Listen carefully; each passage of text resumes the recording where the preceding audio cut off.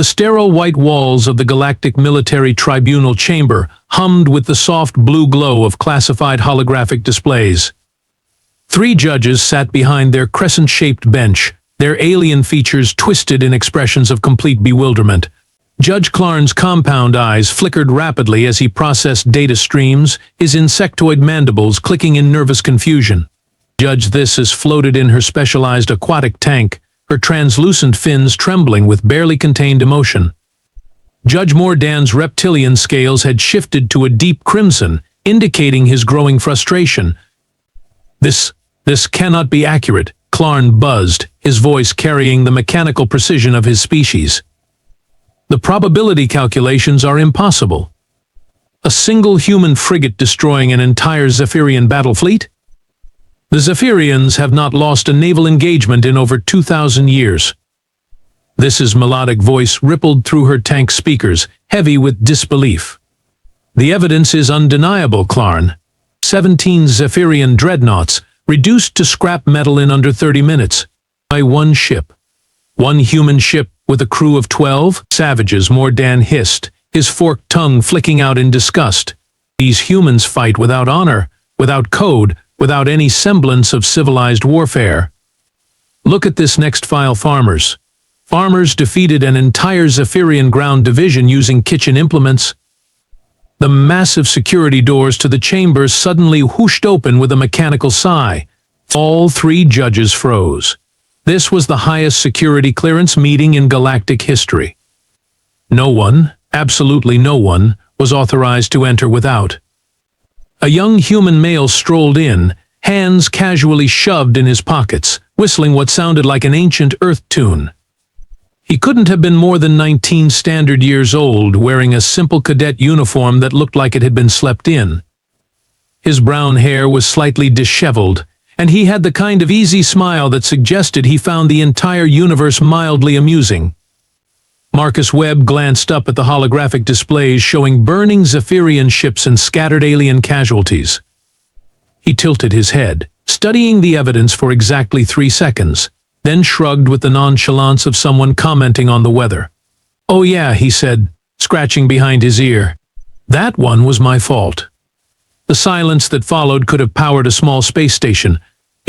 Judge Clarn's compound eyes bulged outward, each of his 1,000 visual receptors trying to process what had just occurred. His species, the Veltari, had evolved from hive-minded insects on a world where logic ruled everything. Every decision was calculated, every outcome predicted with mathematical precision.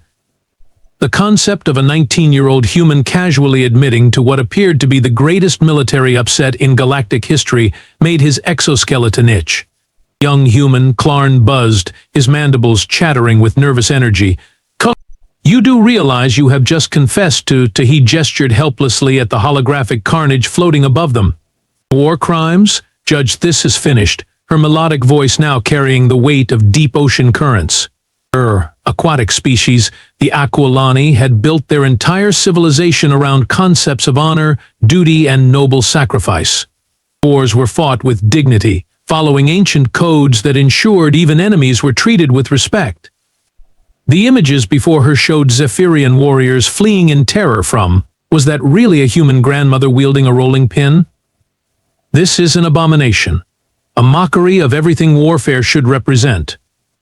Judge Mordan's scales had now shifted to an angry orange, his reptilian brain computing threat assessments at lightning speed. The Saurian collective had survived for millennia by being suspicious of everyone and everything.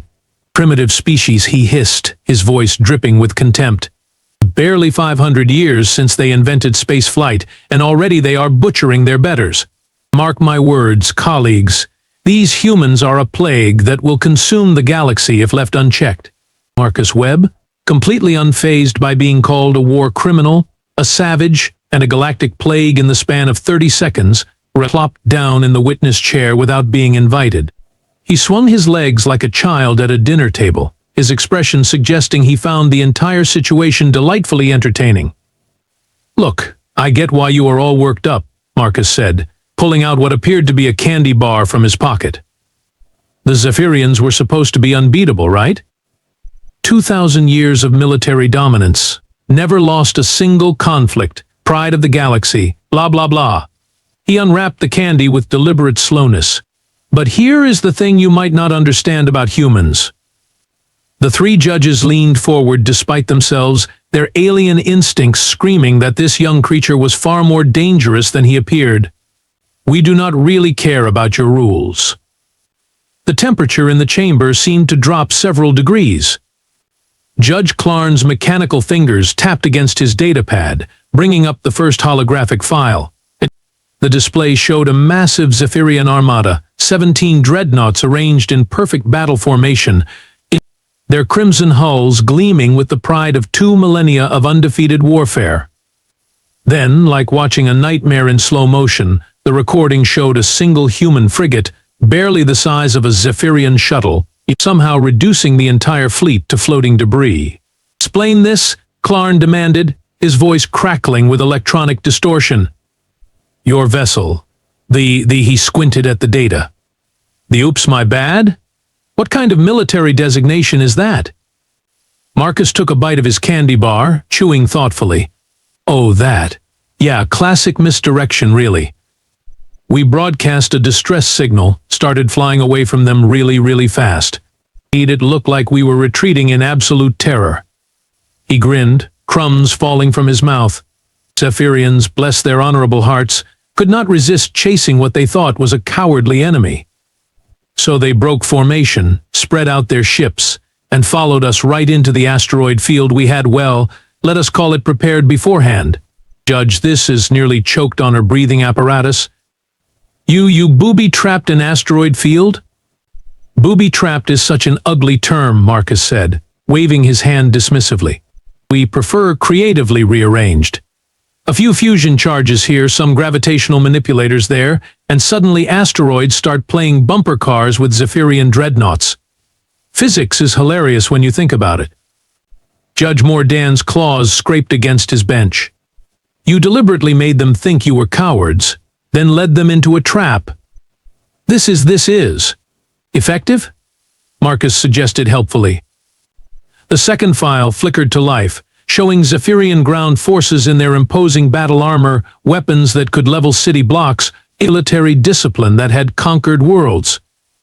The recording then showed them fleeing in absolute panic from a group of elderly humans wielding kitchen utensils.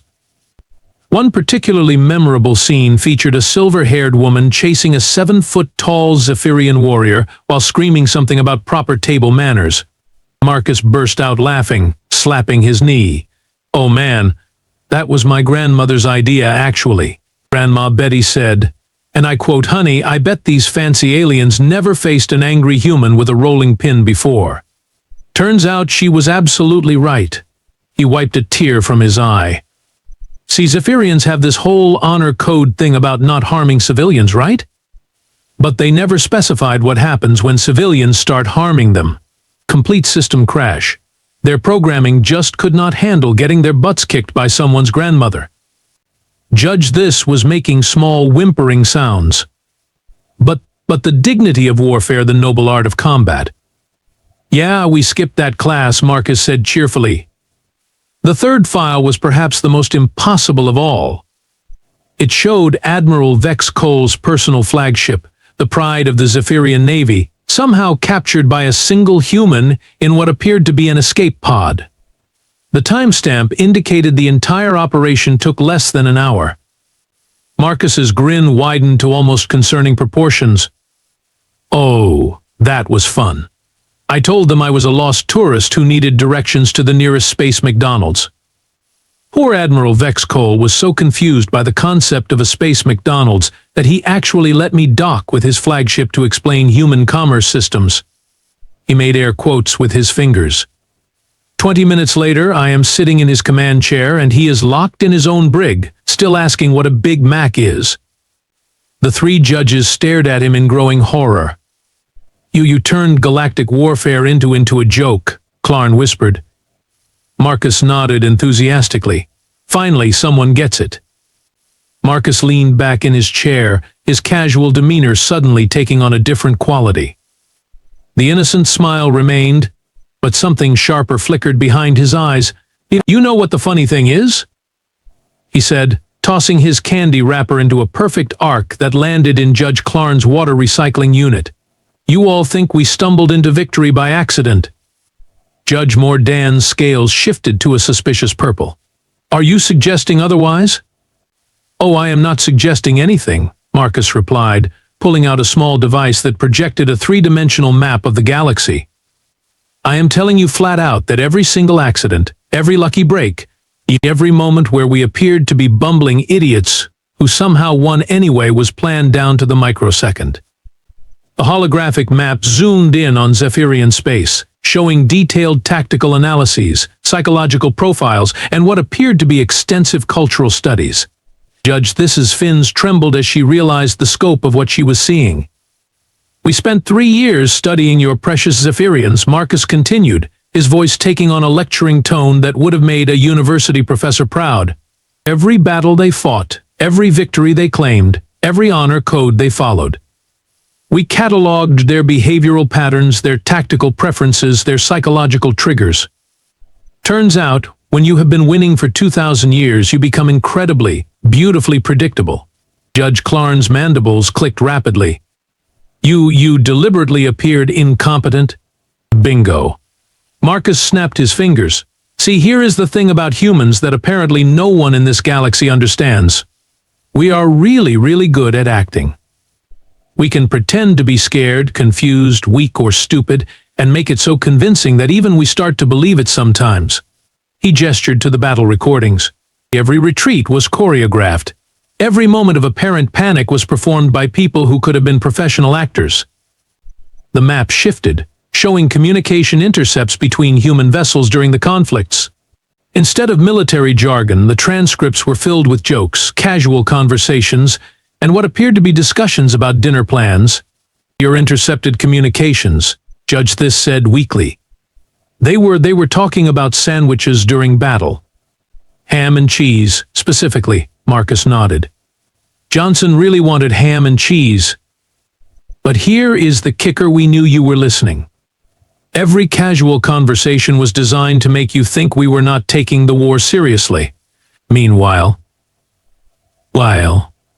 we were coordinating the most complex military operation in galactic history, using code phrases hidden in discussions about lunch meat.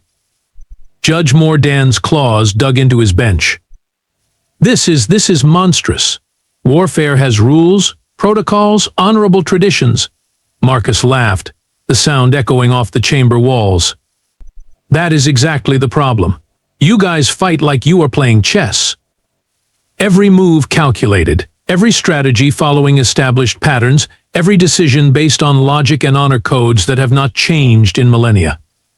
He stood up, spreading his arms wide. We fight like we are playing poker, bluffing, misdirection, making you think we have a weak hand when we are actually holding all the aces. The holographic display shifted again, showing detailed analyses of Zephyrian psychology. Marcus pointed to a section labeled Honor Code Exploits. Take their rule about not harming surrendering enemies, he said. Beautiful concept, very noble. So what did we do? We surrendered constantly. Threw our hands up, dropped our weapons, acted all defeated, and then, when they got close enough, Marcus made an explosion gesture with his hands. Surprise party. Confetti cannons, party hats, and enough non-lethal weaponry to knock out their entire boarding party. Judge This was making small gurgling sounds. You threw parties at them? Hey, we said we surrendered, not that we were giving up, Marcus shrugged. Technically, we kept our word. We just never specified what kind of surrender it was. Turns out, Zephyrians have no psychological defense against being attacked by people wearing party hats and singing happy birthday. The display showed more examples. Humans using comedy routines during battle communications to confuse enemy translators. Human soldiers pretending to argue with each other over tactical decisions while secretly coordinating flanking maneuvers. The entire battles won because humans convinced the enemy that they were too disorganized to be a real threat. Every war crime you have documented, Marcus continued, his voice dripping with sarcasm, was actually just humans refusing to play by your rules. Fighting dirty when cornered? That is called survival instinct. Using unconventional weapons? That is called creativity. Appearing weak to lure enemies into traps? That is called strategy. Judge Clarn's compound eyes were spinning in different directions. But your grandmother with the rolling pin. PhD in military psychology from Cambridge, retired Special Forces, Marcus said matter-of-factly. Sweetest lady you will ever meet, but she can break your arm in 17 different ways using kitchen utensils. The whole harmless grandmother thing? Oscar-worthy performance. The silence that followed was deafening. Judge, this melodic voice cracked like breaking glass. Her elegant fins, which had maintained their graceful movements for over 2 centuries of judicial service, began to shake uncontrollably. The translucent membranes around her gills fluttered in distress as the full weight of Marcus's revelations crashed over her like a tsunami. No, no, no, no, she whispered, her words creating small bubbles that rose desperately to the surface of her tank. Warfare is noble. It is art. Honor, sacrifice, the glory of dying for something greater than yourself. Her voice dissolved into what could only be described as sobbing, though the sound came out as haunting whale song through her aquatic speakers. You have turned it into a carnival act. Marcus looked genuinely perplexed. He reached into his pocket and pulled out a small packet of tissues, holding them up toward her tank. Do these work underwater? I mean, I have got some waterproof ones somewhere if you need them. Judge Clarn's compound eyes were spinning in opposite directions, his insectoid brain working at maximum capacity to process the mathematical impossibilities Marcus had casually explained. Numbers, probabilities, and tactical algorithms flashed across his internal displays faster than his processors could handle. His mandibles clicked in a staccato rhythm that sounded like an old computer trying to print too much data at once. The calculations they do not 17 dreadnoughts single frigate probability matrix indicates his voice devolved into electronic static and binary code. Does not compute. Does not compute. Error. Error. Fatal exception in military logic core. Buddy, you might want to reboot, Marcus suggested helpfully. I have seen that look before. Usually happens right before someone's brain breaks, trying to figure out how we pulled off something impossible. Judge Dan sat frozen, his reptilian scales cycling rapidly through colors like a malfunctioning mood ring. Purple for suspicion, orange for anger, deep red for fear, and finally settling on a sickly yellow that his species only displayed when facing existential dread. His forked tongue flicked out repeatedly, tasting the air for threats that his ancient instincts knew were present but could not identify. Your species, he hissed slowly, has been in contact with galactic civilization for less than 5 centuries. The Saurian collective has endured for 50,000 years. We have survived ice ages, asteroid impacts, and the fall of 7 different galactic empires. His voice dropped to barely above a whisper. Are we next? Marcus blinked in surprise. Next for what? Oh, you mean war? Nah, we like you guys. You have got that whole paranoid survival instinct thing going on. Very relatable. Plus, your planet makes excellent vacation spots. Great beaches. But you studied the Zephyrians for 3 years before destroying them, Dan pressed, his survival instinct screaming warnings. How long have you been studying us? Marcus made a show of counting on his fingers. Well, first contact was about 4 years ago, so he shrugged. Do the math. Judge Clarn's systems finally rebooted with an audible bing. You have been analyzing our military capabilities, our psychological profiles, our cultural weaknesses for 4 years? Oh, way longer than that, actually, Marcus said cheerfully. But we started the moment we picked up your first radio transmissions. Humans are really curious about our neighbors, you know. We like to understand how people think, what makes them tick, what scares them, what makes them laugh. His expression remained innocent, but the implications hung in the air like toxic gas. Judge, this has emerged from her crying fit long enough to gasp. The war crimes, the violations of galactic law. See, that is where you guys keep getting confused, Marcus interrupted, his tone taking on the patient quality of someone explaining simple concepts to a child. We did not commit war crimes. We just thought outside the box. Your laws assume everyone fights the same way, follows the same rules, thinks the same thoughts.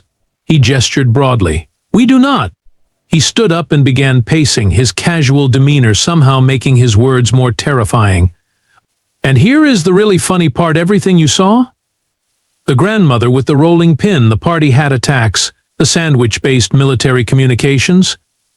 That was us being gentle. The temperature in the room seemed to drop another 10 degrees. Gentle? Judge Clarn whispered. Marcus nodded seriously. We like the Zephyrians. Honorable, predictable, excellent warriors by your standards. So we made sure to defeat them without actually hurting anyone permanently. Non-lethal weapons, psychological warfare, hurt their pride more than their bodies. His smile returned, but it no longer looked innocent. We were playing with the safety settings on. Marcus scratched his head absently, as if trying to remember where he had left his keys. Oh, that reminds me, he said with the casual tone of someone mentioning the weather. We have got contingency plans for pretty much every species in the galaxy. It is like a hobby at this point. The three judges exchanged glances that could have powered a fusion reactor with pure terror. Contingency plans? Judge Clarn managed to buzz out, his voice box crackling with static. War games, really, Marcus explained, pulling out what looked like a standard datapad but was clearly something far more sophisticated. The strategic planning department gets bored between actual conflicts, so they run simulations. You know, what if we had to fight the Crystalline Empire? Or how would we handle the Tentacle Consortium? That sort of thing. He scrolled through files with disturbing casualness. Turns out, once you understand how a species thinks, defeating them becomes almost embarrassingly easy. Judge This had stopped crying, but only because she was now too horrified to produce tears. You have planned our destruction. Not destruction, Marcus corrected, looking genuinely offended. Defeat. There is a big difference. We are not monsters. He tapped his datapad, and a holographic display showed detailed psychological profiles of various galactic species. Take U3, for example. Judge Mordan's scales had gone completely white, the reptilian equivalent of a fear response so intense it bypassed his fight-or-flight programming entirely. Marcus pointed at Judge Clarn with the enthusiasm of a professor giving a favorite lecture. The Veltari hive mind communication system is incredibly efficient, but it has one tiny flaw. During molting season, when your exoskeletons are regenerating, there is approximately a 0.3-second delay in neural transmission between individuals. He grinned. Introduce rapid tactical changes during that window, and your entire species basically becomes a very confused, very slow-moving target. Judge Clarn's compound eyes bulged so far out they nearly fell from his head. How could you possibly know about molting delays? That information is classified at the highest levels of our government. We watch a lot of nature documentaries, Marcus replied innocently. Plus, your ambassador's molting schedule is public record. Easy math from there. He turned to Judge Thesis, who was now hyperventilating in her tank. The Aqualani Honor Duel system is beautiful, really. Very elegant, lots of ceremonial meaning. But here is the thing about honor duels: they require absolute seriousness to function properly. His smile widened. Introduce comedy into the proceedings, get your opponent laughing, and suddenly they cannot maintain the mental focus necessary for combat. Their entire warrior culture collapses the moment someone tells a good joke. Judge This made a sound like a dying whale. Our sacred traditions, you would mock our sacred traditions? Not mock, Marcus clarified. Weaponize. There is a difference. We have got a whole comedy unit specifically trained in interspecies humor. Turns out, knock-knock jokes translate surprisingly well across most galactic languages. Finally, he turned to Judge Mordan, whose survival instincts were now screaming so loudly they were probably audible to nearby star systems. The Saurian collective leadership structure is based on displays of physical dominance, right? Whoever can prove they are the strongest gets to make the decisions. Judge Mordan nodded slowly, unable to speak. Challenge your leaders to eating contests, Marcus said matter-of-factly. Human digestive systems are insanely overpowered compared to most galactic species. We can consume quantities of food that would literally kill other life forms. Your strongest warrior passes out from food poisoning, and suddenly we are in charge of your entire empire. He paused thoughtfully. Plus, humans really enjoy competitive eating. Win-win situation. The datapad displayed more files, hundreds of them, each labeled with different species names. Judge Clarn caught glimpses of detailed analyses covering everything from biochemical weaknesses to cultural taboos to economic vulnerabilities. The crystalline empire. Marcus continued, scrolling through files. Vulnerable to specific sound frequencies that shatter their silicon-based neural networks. The gas giant collective can be defeated by introducing solid particles into their atmospheric habitats. The Machine Intelligence Coalition? Turn it off and turn it back on again. Works every time. Judge Mordan found his voice, though it came out as barely a whisper. How long have you been studying us? Marcus looked genuinely confused by the question. Since first contact? I mean, that is just basic courtesy, right? When you meet new neighbors, you want to understand them. Learn about their culture, their strengths, their, well, let us call them areas for improvement. He gestured to his data pad. We have been analyzing galactic civilization since we first picked up radio signals from other worlds.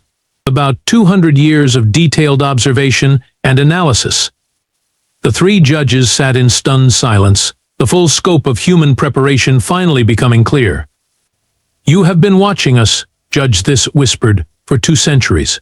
Learning our secrets, studying our weaknesses, preparing for war. Marcus looked genuinely hurt. Preparing for friendship, actually. But yeah, also preparing for war. Because honestly, friendship works a lot better when people know you could probably beat them up if you had to. Judge Mordan's claws scraped against his bench as he leaned forward, his reptilian brain finally processing the full scope of the threat sitting casually in front of them. His scales had settled into the deep black of absolute terror, a color his species reserved for facing extinction-level events. We have to declare humanity a galactic threat, he hissed, his voice carrying the weight of 50,000 years of survival instinct. They are too dangerous, too unpredictable. He gestured helplessly at Marcus, who was now juggling 3 data pads while humming an ancient Earth tune. Judge Clarn's mandibles clicked in rapid agreement. The Galactic Council must be warned immediately. Emergency protocols must be activated. All species must unite against this. His voice box crackled as he searched for words adequate to describe the horror of human strategic thinking. Judge This had found her voice again, though it trembled with barely contained panic. They have turned warfare into performance art, military strategy into elaborate jokes, and galactic politics into some kind of twisted game. This Marcus Webb creature alone represents a threat to everything we hold sacred about civilized conflict. Marcus stopped juggling and looked genuinely surprised. Whoa. Hold up there. He held up his hands in a peaceful gesture, his expression shifting to one of sincere confusion. Actually, we prefer being friends. The 3 judges stared at him as if he had just suggested they all take up interpretive dance. Friends? Judge Clarn buzzed incredulously. After revealing that you have contingency plans to destroy every species in the galaxy? Not destroy, Marcus corrected patiently. Defeat. And yeah, friends.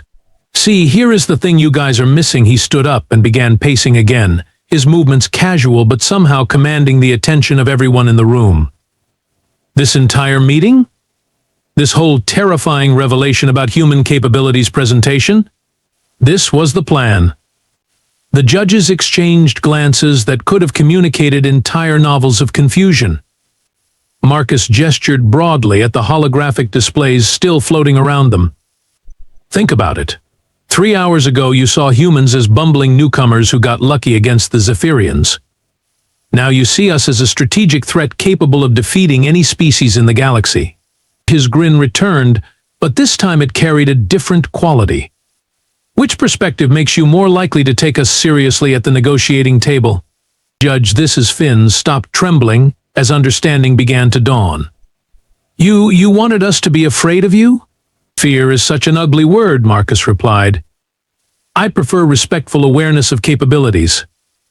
See, when you are the new species in a galaxy full of ancient civilizations, you have got two choices.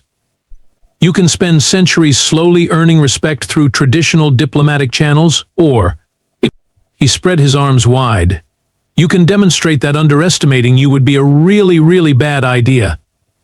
Judge Mordan's scales shifted to a confused purple. But now you say you want friendship? Exactly. Marcus snapped his fingers. Classic stick and carrot approach. First, we show you the stick detailed plans for defeating everyone, impossible military victories, casual demonstrations of strategic superiority. Then, immediately afterward, we offer the carrot friendship, cooperation, mutual benefit. He looked pleased with himself. Makes us seem reasonable by comparison, right? Sure, they could probably conquer the galaxy, but look how nice they are for offering to be friends instead. The realization hit all three judges simultaneously, like being struck by the same bolt of lightning. Judge Clarn's voice came out as barely a whisper. The entire war with the Zephyrians, this tribunal meeting your casual admission of war crimes, it was all. Performance theater, Marcus confirmed cheerfully. Designed to establish human credibility as a galactic power while simultaneously positioning us as the reasonable choice for alliance. He pulled out a small device and pressed a button. Suddenly, the sterile tribunal chamber filled with the sound of applause. The judges spun around to see dozens of hidden cameras retracting into the walls. The entire meeting had been broadcast live across the galaxy. Ladies, gentlemen, and various non-binary life forms of the Galactic Council. Marcus said, speaking directly to the cameras with the confidence of someone who had clearly done this before, and I hope you have enjoyed this educational presentation on human strategic capabilities and diplomatic preferences. Judge, this made a sound like a deflating balloon. We have been manipulated. Again. Outmaneuvered, Marcus corrected gently. It sounds more professional. He turned back to the judges with genuine warmth in his expression. But seriously, we really do want to be friends. The galaxy is a big, complicated place, and there is plenty of room for everyone to thrive together. Judge Mordan's survival instincts were now completely confused, cycling between fight, flight, and what appeared to be grudging admiration. Who are you really? Marcus's innocent smile finally dropped, replaced by something sharper and infinitely more dangerous. Marcus Webb, Chief Architect of Human Galactic Strategy, Department of Interspecies Relations, Special Division for Making Friends and Influencing Aliens. He gave a mock salute. Nice to meet you all officially. The judges realized that they had spent the entire day being lectured on military strategy by the single most dangerous human in the galaxy, and he had convinced them it was all just casual conversation. Marcus began gathering up his datapads, his demeanor shifting back to that of a friendly teenager. So, what do you say? Want to be friends? We could start with something simple. Maybe I could teach you all how to play poker sometime. He paused at the chamber doors and looked back with that same innocent grin that had started this entire nightmare. Fair warning, though, we are pretty good at bluffing. The doors closed behind him with a soft whoosh, leaving three of the galaxy's most experienced judges sitting in stunned silence, slowly realizing that humanity had just checkmated the entire galactic political system while making it look like a friendly game. And somewhere in the distance they could swear they heard the sound of Marcus Webb whistling that same ancient Earth tune, growing fainter as he walked away to plan humanity's next impossibly brilliant move.